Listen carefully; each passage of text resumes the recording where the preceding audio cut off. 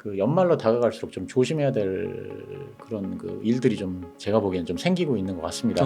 예, 그래서 이제 다른 나라들은 미국하고 금리 차이가 그렇게 많이 나지 않습니다. 근데 우리나라만 금리 차이가 유독 많이 납니다. 예, 이제 우리나라에서 많은 돈이 빠져나갈 거 아닙니까? 사실 이제 그런 걸 좀 저는 걱정하고 있습니다. 하반기에 엄청나게 많이는 아니지만 조정을 받을 가능성은 있다. 이제 그렇게 생각합니다.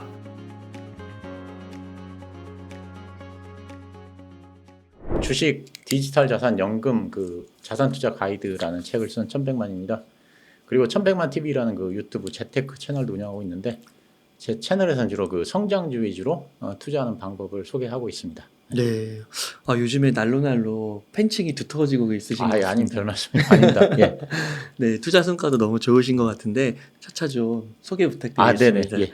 그럼 먼저 좀 질문을 드릴게 코스피가 2,600을 넘었다가 깨졌습니다. 요즘 네네. 증시 어떻게 보시는지요?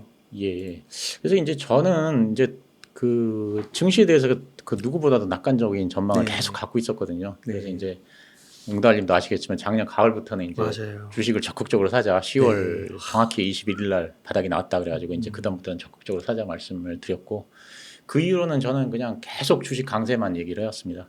그리고 실리콘밸리 은행 그 사태가 터졌을 때 제가 그 딱 이틀만 제가 좀 한번 생각을 해보자 그러고 지금까지 나머지는 계속 조정시 매수를 계속 얘기했던 것 같습니다. 그리고 이제 지금도 이제 그런 생각은 일단 변함은 없긴 한데 네. 지금 당장은 아니더라도 그 연말로 다가갈수록 좀 조심해야 될 그런 그 일들이 좀 제가 보기엔 좀 생기고 있는 것 같습니다. 예, 그래서 제가 신경이 쓰이는 거는 이제 두 가지인데요. 첫째는 이제 각국의 그 금리 인상입니다. 이 제가 말하는 건 미국의 금리 인상이 아닙니다. 미국을 제외한 다른 나라들의 금리 인상을 말하는 건데요. 6월 들어서 이제 캐나다하고 호주가 처음에 이제 금리를 올렸고요. 그리고 지난주에는 영국, 스위스, 노르웨이 같은 이제 유럽의 국가들이 금리를 올렸습니다. 특히 그 영국 같은 경우는 이 때늦게 0.5% 빅스텝을 해가지고 예, 그 금리를 올렸거든요. 뒤늦게 그렇게 올리나요? 그러니까요. 그게 이게 인플레이션 때문일까. 근데 어떤 이제 패널분이 그 경제 방송에 나오셔서 그 호주가 인플레이션이 높지도 않은데 왜 금리를 올렸다 이런 몰렸는지 모르겠다 이런 얘기를 하시는데 예. 근데 왜 호주가 금리를 올렸을까요? 예. 그 이거에 대해서 좀 생각을 해보면 자 부채 한도 협상이 이제 큰 문제 없이 마무리가 됐습니다. 그래서 그 어떤 우려가 있었냐 하면 부채 한도 협상이 타결되고 미국 재무부에서 이제 채권을 국채를 발행하면 그 주식에 있는 유동성이 국채로 빨려 들어가서 주식 시장에는 악재가 될 거라고 이런 얘기들을 많이 했었습니다. 근데 이제 저는 그렇게 생각은 안 했고요. 왜냐하면 엄연히 주식 시장에 있는 자금하고 저는 채권 시장에 있는 자금은 다르다고 생각하거든요. 금리가 폭등을 하지 않는 한은 주식 시장의 유동성이 채권으로 갈 가능성은 별로 없다.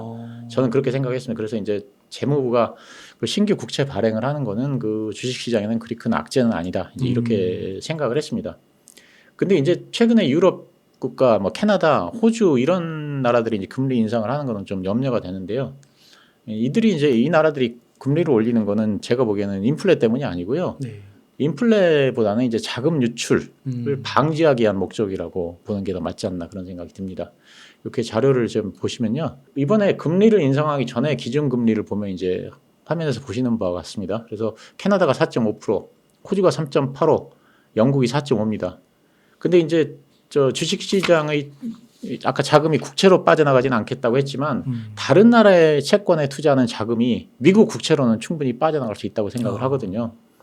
왜냐하면 그 똑같이 채권에 투자하는 자금이기 때문에 그렇기 때문에 이제 미국과 이제 미국 금리 차이가 굉장히 많이 나버리면 그 나라의 자금이 이제 미국으로 빠져나갈 수 있는 거죠.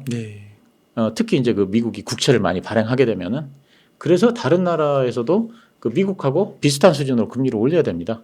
그래서 금리를 비슷하게 유지해야 그 나라의 그 채권에 투자하고 있는 자금이 미국으로 빠져들어가지 않거든요. 저는 영국이 뒤늦게 0.5%나 빅스텝을 한 이유도 이 미국하고 금리 차이가 너무 많이 나서 이 그 자금이 빠져나가지 않도록 이렇게 그 영국이 그 미국하고 금리를 비슷하게 맞추기 위해서 0.5%나 올렸다고 이렇게 생각을 하는데요. 근데 이제 저희 나라가 어떤 상황인지를 봐야 되는데요. 그러면 지금 영국은 5%인 건가요? 그렇죠. 와, 그렇구나.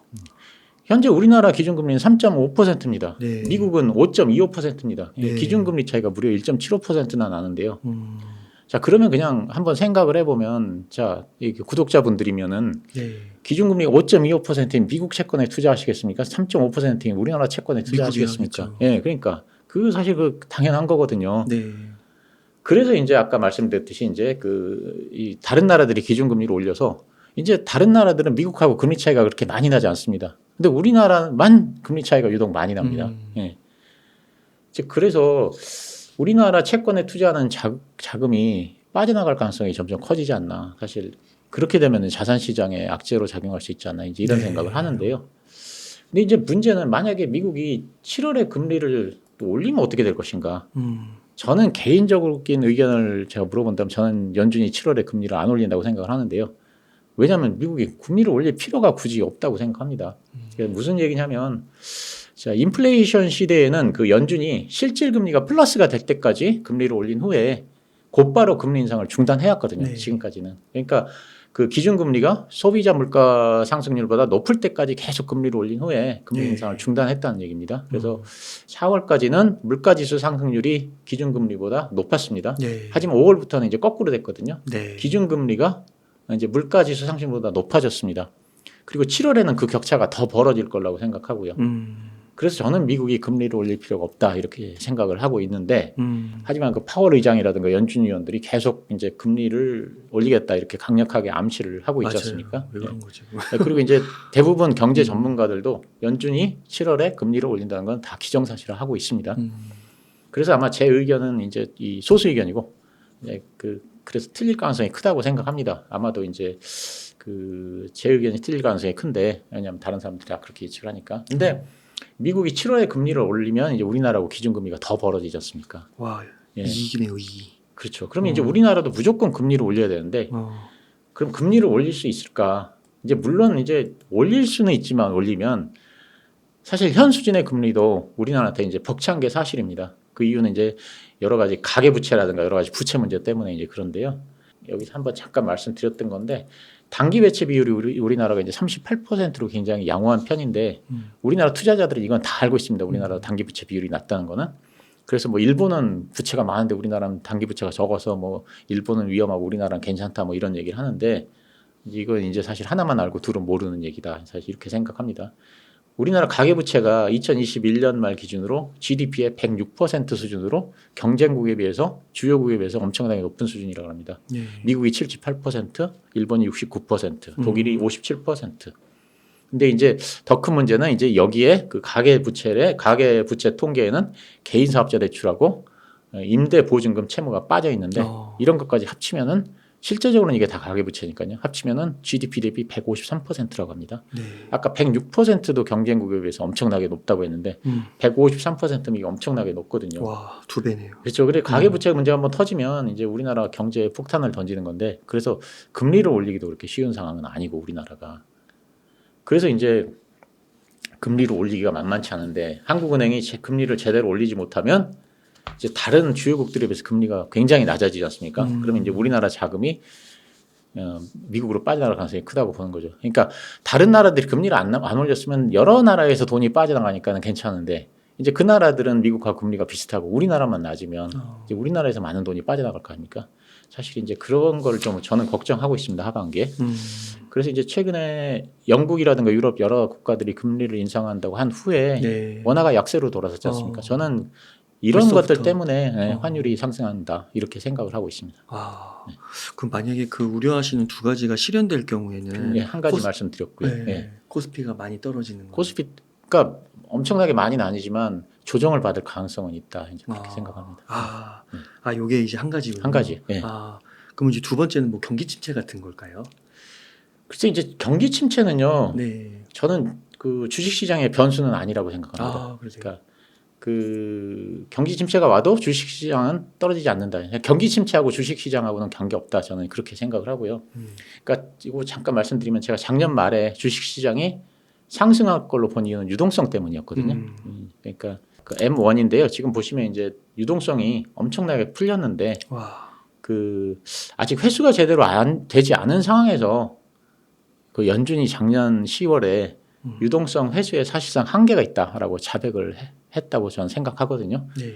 그래서 저는 이제 그걸 그래서 상승의 신호로 본 겁니다. 작년 주식시장의 하락은 연준의 유동성 축소에서 일어났는데 그래서 주식시장이 상승을 하려면 연준에서 이 문제를 풀어줘야 한다고 생각을 했고요. 그래서 연준의 움직임을 잘 지켜보고 있었는데 연준이 이제 유동성이 넘쳐서 인플레는 심하지만 유동성 회수가 쉽지 않다고 연준이 사실상 고백을 한 게 작년 10월 말입니다. 그래서 네.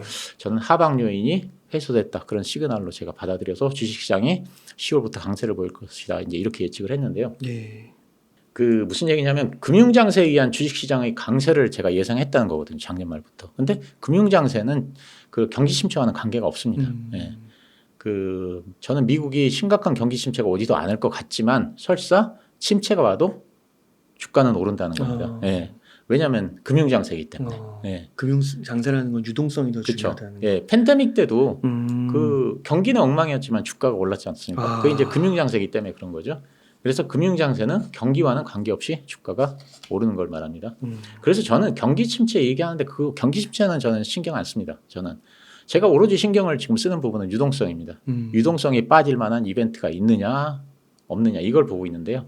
제가 좀 전에 아까 우리나라 채권 자금이 미국의 국채로 빠져나갈 염려가 있다고 했는데 이게 왜 문제냐면 결국 유동성이 빠지는 거기 때문에 그런 거거든요. 근데 이제 하반기에 공모주 청약이 굉장히 많이 있습니다. 그러니까 조 단위 공모주들이 줄을 서서 대기를 하고 있거든요. 네. 제가 이코노미스트에서 갖고 온 자료 보면 이렇게 많더라고요. 그래서 SK 에코플랜트가 10조 원, LG CNS가 뭐 3에서 6조 원, 서울보증보험이 2조에서 3조, 에코프로 머티리얼스가 2조에서 5조, 넥스틸 2조 원. 이 조 단위 공모주들이 굉장히 많지 않습니까? 작년 초에 우리가 그 LG 에너지 솔루션 상장하면서 맞아요. 주가가 폭락을 했잖아요. 네. 그 LG 에너지 솔루션 유동성을 다 흡수해 버려 가지고요. 맞아요. 그래서 작년 초 정도는 아니어도 어쨌든 저 공모주들이 이렇게 나오면 유동성을 흡수해 가서 주가 지수 상승의 발목을 잡을 수 있다. 저는 이렇게 생각하고 있습니다. 그래서 정리를 하자면 첫째 미국으로의 그 자금 유출을 막기 위해서 여러 나라들이 다 금리를 올리는데 우리나라만 금리를 제대로 못 올리고 있는 상황인데 이건 이제 자금이 우리나라 자금이 해외로 빠져나갈 수 있다는 의미고 네. 둘째는 조 단위 기업들 다수가 공모를 대기하고 있는데 저는 이 두 가지 때문에 금년 하반기에 좀 조심할 요인이 생겼다 이렇게 생각합니다. 주식이 하락을 할지라도 미국의 그 경기 침체 때문은 아니고 유동성 흡수이 딴 데로 흡수돼 버려서 그렇다. 저는 그렇게 생각을 하는 겁니다. 네. 와. 저 이게 매번 천백만 대표님 만나서 인터뷰할 때마다 느끼는 건데 뭔가 되게 스페셜하신 것 같아요. 유니크하신 것 같아요. 그러니까 좋은 얘기인가요? 네, 좋은 거죠. 예, 감사합니다. 그리고 진짜로 작년 10월 그 저점 말씀하실 때도 그때 사라고 하는 분들이 진짜 많이 없으셨거든요. 네. 근데 거의 그것도 완전 맞추셨고 뭐 최근에 성과도 좋으셔서 그런 것도 있겠지만 뭔가 최근에 그냥 저는 막연하게 하반기도 너무 좋게 보시는 분들이 많아서 이럴 때일수록 좀 조심해야겠다 이런 생각이 들었는데 글쎄, 그거를 이렇게 설명할 수 있는 근거가 없으니까 막연하게 했는데 이렇게 또 얘기를 해주시니까 너무 그럴듯해가지고요. 네. 감사합니다. 또 좋게 말씀해 주셔서. 예. 그러면요 대표님 현재 뭐 운용 자금이 한 100 정도면 어떻게 주식과 이번 현금 비중은 어떻게 하면 좋을까요? 그러니까요. 제가 이제 1월 초에 웅달 여기 책방 출연해서 똑같은 질문 하셔서 그때는 저는 주식 100%로 갖고 가라. 현금 빵프로 이렇게 말씀을 드렸었거든요. 그만큼 이제 시장을 좋게 보고 있었는데 이제 지금은 방금 말씀드린 대로 하반기 우리나라 주식 시장에서 유동성이 빠질 그런 이벤트가 이제 좀 있다고 걱정을 하거든요. 그래서 주식 비중은 좀 줄이는 게 맞다고 생각하는데 그렇다고 뭐 엄청 많이 줄일 필요는 없는 것 같고 저한테 만약에 그 주식과 현금 비중을 물어보면 저는 주식 60, 현금 20 그리고 비트코인 20 이렇게 말씀드리겠습니다. 그리고 지금은 주식보다는 비트코인에 관심을 가질 때다. 저는 이렇게 생각을 합니다. 그러세요? 네. 그럼 그 비트코인은 뒤에 한번 알겠습니다. 여쭤보도록 하겠습니다.